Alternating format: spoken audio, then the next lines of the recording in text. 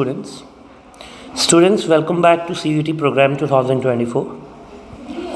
This is your mock test 5 on display, and today we'll be discussing its first part comprising of 25 questions. So let's have a look at the first question. The directions are given in each question to solve, and the direction of first 3 questions is: in the following questions, some parts of the sentences have errors and some parts are correct. Find out which part of a sentence has an error. The number of that part is the answer. Fine. So in each question you will be having different options given, and 3 out of 4 options are correct and the one has an error. एक में error है. You have to find out the odd one having an error. So let's start. The first question reads as: wise men follow noble ideas whereas fools disregard them.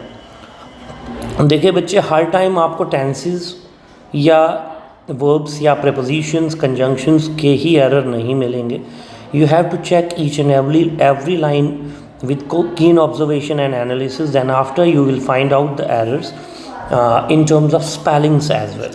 So wise men follow noble. आप देख सकते हैं कितना छोटा सा error है बच्चे.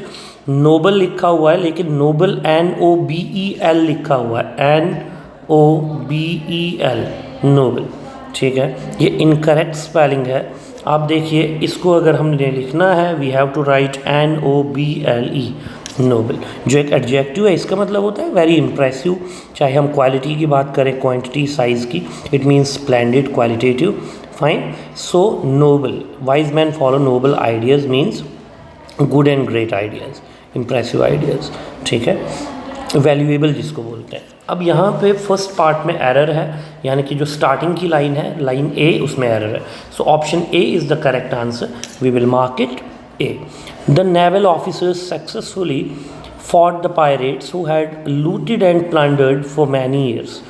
The naval officers successfully fought the pirates. अब यहाँ पे देखिए, आप officers से पहले naval लिखा हुआ है NAVEL, जबकि वो लोग जो नेवी के लिए काम करते हैं उन्हें हम NAVAL naval कहते हैं.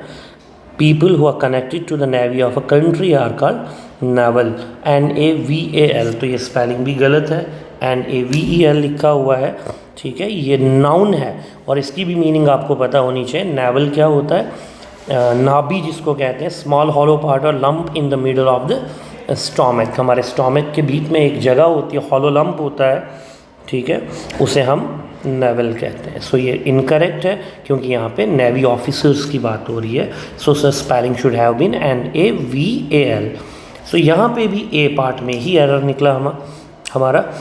Next, he acted not as per my advice but somebody else. अब बच्चे यहाँ पे देखिए, एक्टेड नॉट लगा हुआ है, मतलब नेगेटिव है. नेगेटिव है सेंटेंस. तो नेगेटिव का आपको मैंने बता दिया है, टेंसेस में क्लियरली एक्सप्लेन्ड है. अगर आपने टेंसेस का डिटेल्ड वीडियो देखा होगा या जो चार्ट आपको भेजा है उसमें मेंशन्ड है कि आप जब भी नेगेटिव बनाते हैं तो नॉट की पोजीशन हेल्पिंग वर्ब के बाद यूज़ होती है. ठीक है, नॉट की पोजीशन क्या है? After the, immediately after the helping verb. अब यहाँ पे लिखा है ही एक्टेड नॉट, तो एक्टेड मेन वर्ब है, उसके बाद हेल्पिंग वर्ब यूज़ ही नहीं हुआ है या उससे पहले. तो अगर हमने एक्टेड को सेकंड फॉर्म ऑफ वर्ब माना है तो इसका जो नेगेटिव बनता है, यानी कि पास्ट सिंपल का, वो डिड से बनता है.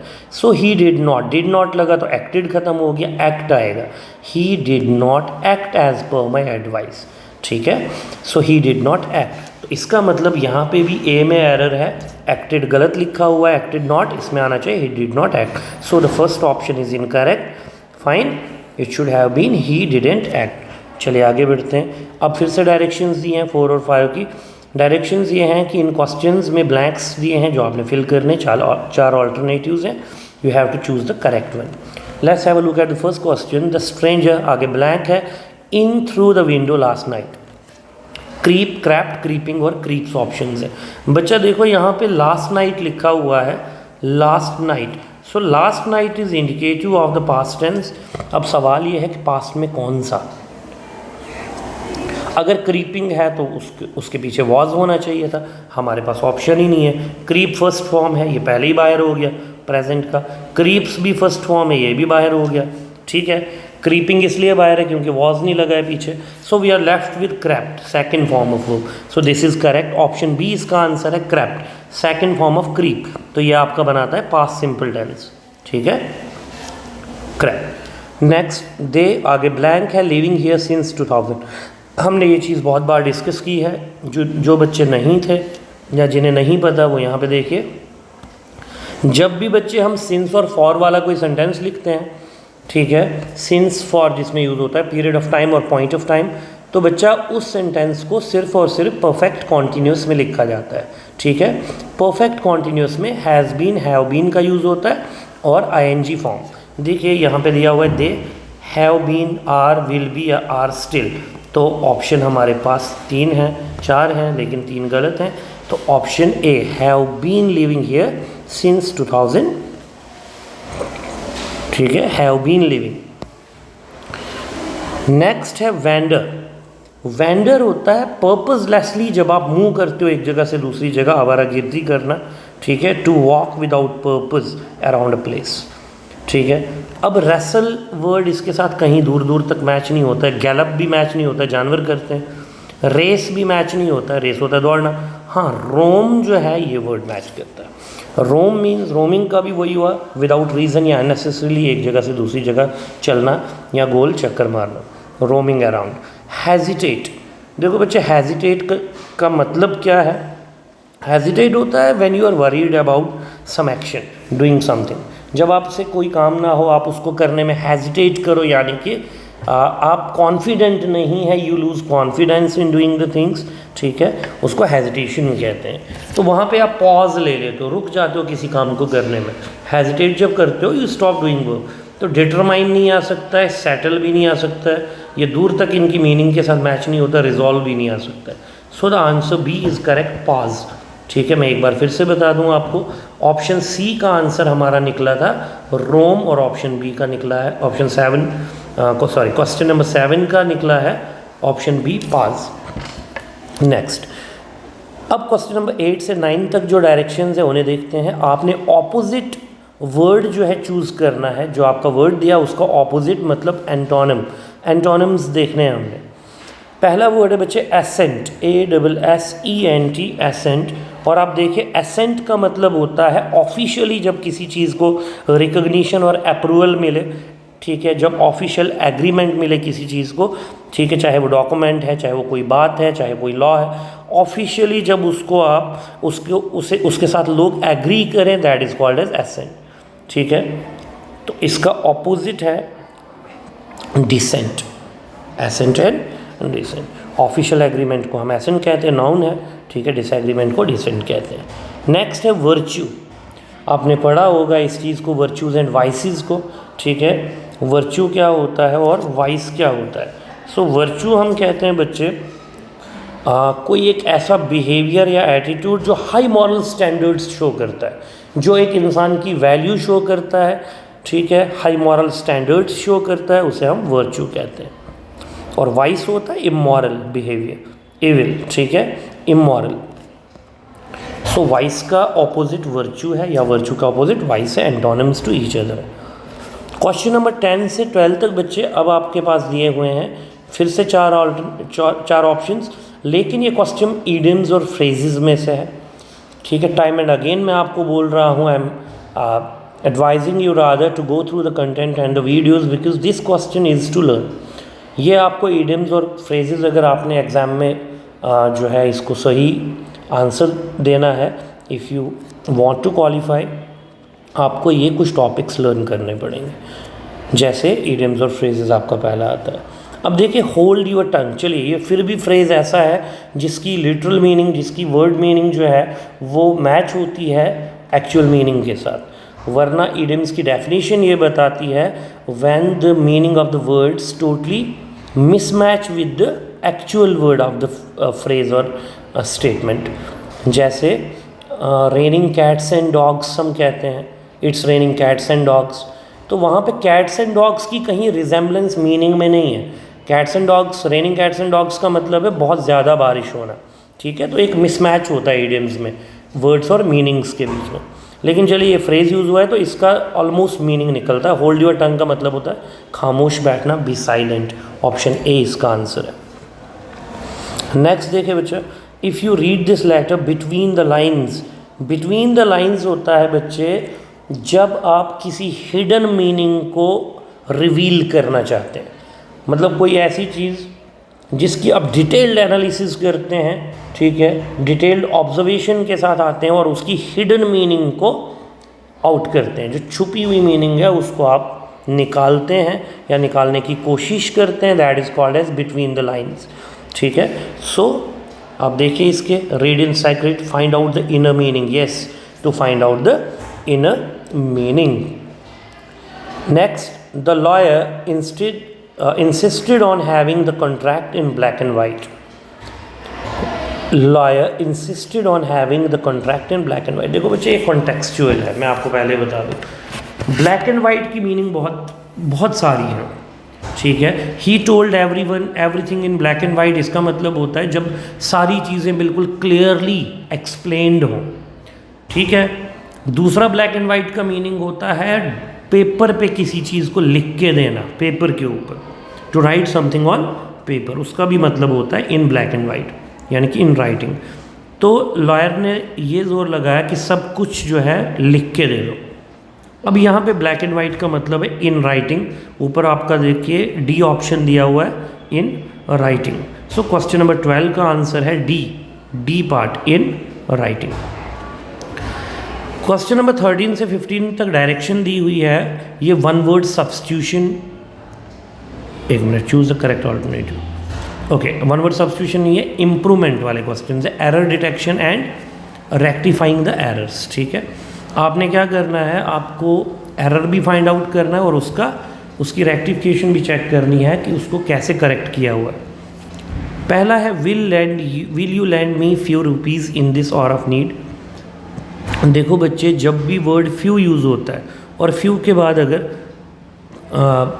नाउन आपका जो है वो काउंटेबल है तो फ्यू अकेले नहीं होता है, प्लूरल अगर इसके साथ लगा है तो फ्यू के पीछे अफ्यू आता है, अफ्यू रुपीज़ आएगा, खाली फ्यू नहीं, अफ्यू, ठीक है बच्चा, अफ्यू रुपीज़। नेक्स्ट है the car with a burst tyre halted swiftly. The car with a burst tyre, आपने देखा होगा जब कार का टायर पंक्चर हो जाए या बस्ट हो जाए, ठीक है, तो वो कैसे चलती है, वो सडनली और रफली मूव करती है, मतलब अचानक से, स्मूथली नहीं चल रही है, ठीक है, उबड़ खाबड़ चल रही है और रफली चल रही है, उसको जॉल्ट बोलते हैं, याद रखना। और जॉल्टेड टू अ हेल्ट का मतलब है उबड़ खाबड़ चलने के बाद रुक जाना, पंक्चर होता है तो फिर ऊपर खाबड़ चल के when we apply the brakes it stops, it halts. So jolted to a halt इसका मीनिंग है, हेल्टेड स्विफ्टली का मीनिंग नहीं, सॉरी, रिप्लेसमेंट है, रिप्लेसमेंट, यानी कि जॉल्टेड टू अ हेल्ट आना चाहिए। Next, many incidents of the last month seemed unimportant when we viewed in perception. जब हमने अच्छे से देखा तो बहुत सारे इंसिडेंट्स जो लास्ट मंथ के थे वो अनइम्पॉर्टेंट थे, ठीक है। When we viewed in perception नहीं होता है बच्चे, परसेप्शन एक अलग वर्ड है, ठीक है। When we viewed in perspective हो सकता है, इन पर्सपेक्टिव, क्योंकि पर्सपेक्टिव का मीनिंग है ability to think problems and decisions reasonably. जब आप प्रॉपर माइंड का यूज़ करके किसी चीज़ को अच्छी तरह से ऑब्जर्व करें, एनालाइज करें, जब आप में वो एबिलिटी हो कि आप प्रॉब्लम्स और डिसीजंस को रीजनेबली सोचें, देखें, उसको कहते हैं पर्सपेक्टिव। व्यूड इन पर्सपेक्टिव, तो क्या आएगा, PERSPECTIV, perspective. Question number 16. In the following questions, out of the four alternatives, choose the one which can be substituted for the given word sentences. तो यहाँ पे देखें बच्चे आप, in the following questions, out of four alternatives, choose the one which can be substituted. ठीक है, अब यहाँ पे वन वर्ड सब्स्टिट्यूशन का कॉन्सेप्ट आता है। Government by a ruler who has, यहाँ पे वाज नहीं है, हु हैज़ अनलिमिटेड पावर्स। देखो बच्चे, एक ऐसी गवर्नमेंट जिसमें एक रूलर होता है और उस रूलर के पास अनलिमिटेड पावर्स होती हैं और उनको एक्सरसाइज करने की फुल अथॉरिटी होती है, ठीक है। ऐसी गवर्नमेंट को हम ऑटोक्रेसी कहते हैं, याद रखिएगा। Such type of a government run by a ruler who has absolute power, who has unlimited power to use is called autocracy. An occasion of great importance, ये तो पता होगा आपको, मोमेंटस कहते हैं एक ऐसा ओकेजन जिसकी ग्रेट इंपॉर्टेंस हो, जैसे ओलंपिक गेम्स होती हैं, ठीक है, ओकेजन ऑफ ग्रेट इंपॉर्टेंस है, या कोई भी ऐसा इवेंट आपकी लाइफ से रिलेटेड भी हो सकता है, आप उसको मोमेंटस कहते हैं। Question number 18, a person who is always hopeful and looks upon the brighter side of things. ये भी ईजी है। देखिए, दो किस्म के लोग होते हैं लाइफ में बच्चे, दो किस्म के लोग होते हैं वर्ल्ड में, sorry. One is who always sees the darker side of life, जो हमेशा नेगेटिव सोचता है, ये नहीं होगा, ऐसे नहीं होगा, ये नहीं हो सकता है, ठीक है, नेगेटिव। एक होता है जो बहुत पॉजिटिव होता है, क्यों नहीं होगा, एवरीथिंग इज़ पॉसिबल, ठीक है। उसके लिए हार जैसी चीज़ नहीं है, उसके लिए थकने जैसी चीज़ नहीं है, उसके लिए जो है every result is possible, that is called as optimistic, उसको हम ऑप्टिमिस्टिक कहते हैं। तो ऑप्शन डी है इसका, ऑप्टिमिस्टिक। क्वेश्चन नंबर 19 देखिए बच्चे, in the following questions 4 words are given in each question out of which only 1 is wrongly spelled, ठीक है। ये आता है आपका मोस्ट कॉमनली मिसस्पेल्ड वर्ड्स में। इस पर भी डिटेल्ड वीडियो है, इस पर भी आपके जो हैं नोट्स कंप्लीट भेजे हुए हैं, आप उन्हें चेक कर सकते हैं। अब देखिए बच्चे, यहाँ पे 4 वर्ड्स दिए हैं, प्रेग्नेंट, रेलिवेंट, प्रिवेलेंट और मैलिग्नेंट। अब इसमें से एक वर्ड जो है वो रॉन्गली स्पेल्ड है बच्चों, रॉन्गली स्पेल्ड मतलब उसकी स्पेलिंग गलत लिखी हुई है। आप देखिए बच्चे, रेलिवेंट जो है RELE, इन्होंने VENT लिखा है, बहुत माइन्यूट एरर्स हैं। अब कोई बोलेगा नहीं स्पेलिंग है तो हम कर लेंगे, ये एरर्स ऐसे हैं that every word seems to be correct and it's very difficult to find out, it needs a lot of practice. आप प्रैक्टिस में है तो तभी होगा। रेलिवेंट RELE VENT है जो नहीं होना चाहिए, LANT होना चाहिए, relevant. Next question number 20, seize, achieve, weird and layer. अब देखिए यहाँ पे आप स्पेल देखिए किस वर्ड की ठीक है, find out the word which is wrongly spelled. Question number 20, WIERD लिखा है, ये गलत है, WEIRD होना चाहिए जो इसका रियल एक्चुअल स्पेल है। अब आपका पैसेज आता है लंदन आई के ऊपर। ये एक जाइंट फेरिस व्हील है जो रिवर थेम्स में है, रिवर थेम्स में जो लंदन आई है, ठीक है। It's all about that. So entire structure, the dimensions are given, it is 135 metres meaning 443 feet tall. इसका डायमीटर बताया हुआ है and it is the tallest Ferris wheel in Europe, सबसे लंबा फेरिस व्हील है यूरोप में। और most popular paid tourist attraction है यूनाइटेड किंगडम का, बहुत सारे लोग वहाँ पे जाते हैं और ये पेड टूरिस्ट अट्रैक्शन है जहाँ पे लोग पे करते हैं। एनुअली 3.5 मिलियन लोग वहाँ पे जाते हैं। 99 में इसे इरेक्ट किया गया था, ठीक है। वर्ल्ड टॉलेस्ट फेरिस व्हील है, ठीक है। सिंगापुर फ्लायर जो है, एक minute, in the world until surpassed by the 160 meters star of Nanchang in 2006 and then 165 meters Singapore flyer in 2008। अब यहाँ पे आप एक चीज़ एनालाइज कर सकते हो कि सिंगापुर फ्लायर जब बना 2008 में तो ये सबसे बड़ा इरेक्ट किया गया स्ट्रक्चर था, क्योंकि 165 मीटर्स इसकी हाइट है, हाइट में सबसे बड़ा ये है।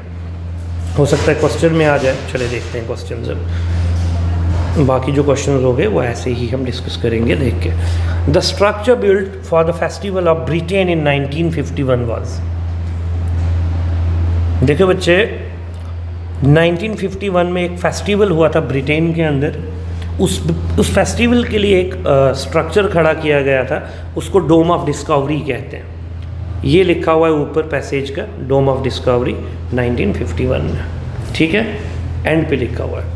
The tallest Ferris wheel in the world is, मैंने अभी आपको बताया, टॉलेस्ट की अगर बात करें, tallest, again telling you, tallest की अगर बात करें बच्चे तो कौन सा है,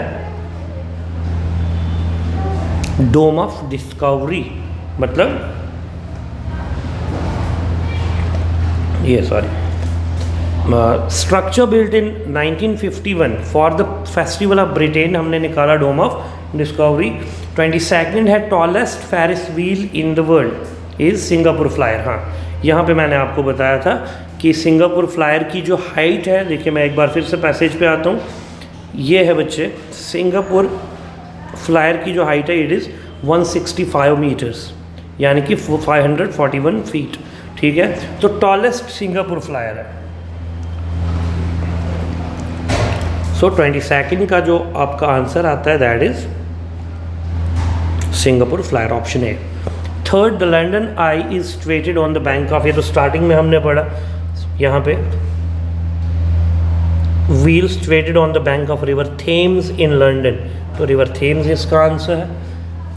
अब नेक्स्ट देखिए, which of the following does not mean the same as entire, which does not mean the same as entire, entire word जैसी मीनिंग नहीं देने वाला वर्ड आपने फाइंड आउट करना है। देखिए एंटायर के इसमें सिनोनिम्स दिए हैं, टोटल भी मिलता है एंटायर से, होल भी एंटायर से मिलता है, कंप्लीट भी एंटायर ही हुआ।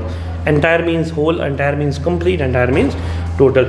लेकिन पार्शियल वर्ड जो है, ठीक है, ये एंटायर से मिलता नहीं है, ठीक है। पार्शियल का मतलब होता है नॉट कंप्लीट, ठीक है। सो this is the odd one, it doesn't mean entire. The last question is the highest weaving point is provided by, highest weaving point कहाँ पे, कहाँ से पूरा दिखता है, इसको मिलीनियम व्हील भी कहते हैं, ठीक है। जब इस जगह पे लोग जाते हैं, it is the highest weaving point in Britain, वहाँ से आपको सारा नज़ारा दिखता है, ठीक है, पूरा एरिया जितना भी है वो दिखता है। तो इसको हाईएस्ट वीविंग पॉइंट बताया गया है मिलीनियम व्हील को। इसका दूसरा नाम लंदन आई है, यहाँ पे मैं मार्क कर रहा हूँ, द लंदन आई और millennium wheel was officially called the British Airways London Eye, इसको लंदन आई कहते हैं, ठीक है। And then the Merlin Entertainments London Eye, ठीक है। अब ये वो स्पॉट है जहाँ से सब कुछ दिखता है, मतलब जहाँ से पूरा फेस्टिवल का नज़ारा, उसके अलावा जितना भी एडजेसेंट एरिया है वो सब वहाँ से विजुलाइज होता है। Thank you so much, will meet you in the second part of this test. Thank you.